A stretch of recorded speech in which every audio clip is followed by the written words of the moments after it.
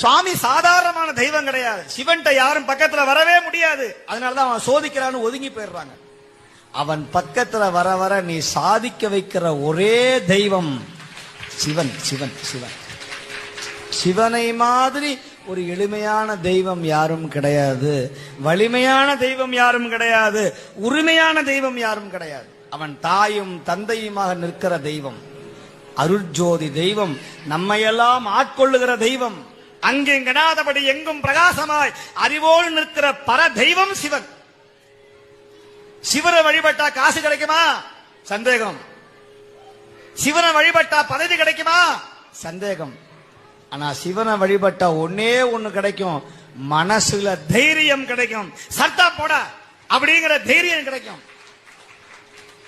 உன் முன்னாடி பாம்பே வந்து நின்றாலும், ஓ இதானா, போ போ போறமா போ